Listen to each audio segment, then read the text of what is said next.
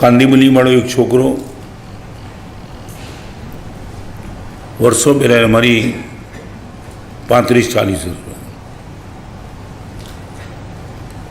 દેરાસર દર્શન કરવા જાય ને, ગભારામાં એના પિતાજી સાથે હોય,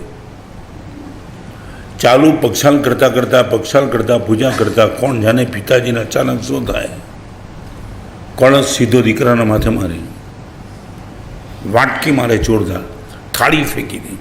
મને આ દીકરાએ દેખાડી પણ ઘણું. મેં પૂછ્યું હતું, હું આટલા બધા ચાટા સાહેબ,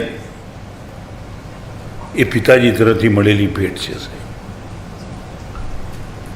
ચાલુ પ્રવચનમાં લોહી લુવણ કરી નાખી, ચાલુ ગભારામાં, રંગમંડપમાંની ગભારામાં.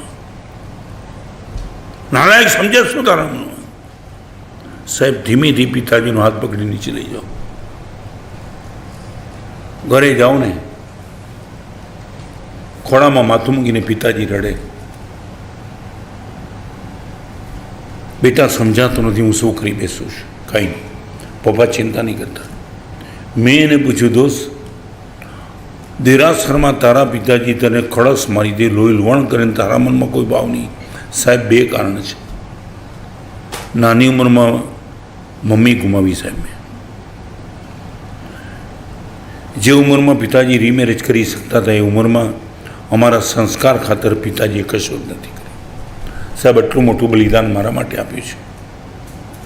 અને બીજા રાઉન્ડમાં શરૂઆતના તબક્કામાં પિતાજીએ આર્થિક ખૂબ સંકળામણ અનુભવ્યું સાહેબ. અમને મોટા કરવા, પોતે જીવવું, મરી જવાનો વિચાર, બધું આવી ચિંતામાં ગુરુદેવ પિતાજીએ જે સ્થિતિમાં થઈ ગયા છે ને, એમાં એમનો સ્વભાવ ચીડિયો થઈ ગયો છે. ખ્યાલ આવે ને હું શું કહું છું? એક બાજુ સાહેબ ધર્મપત્નીનું મોત અને બીજી બાજુ આર્થિક પ્રોબ્લેમ. માત્ર ને માત્ર ગુરુદેવ અમારા ખાતર પિતાજી જીવ્યા સાહેબ. આ ઉપકાર મારી આંખ સામે છે. અને એ જે અભાવ અને અલ્પતા ખૂચે છે ને, પિતાજીના કારણે ગરમ થઈ જાય છે. અને એના કારણે સાહેબ એ કળશ મારી બેસે છે સાહેબ. હું કળશથી નીકળેલું લોહી જોઉં, એમનો ઉપકાર જોઉં, એમના માટે મને કશું જ થતું.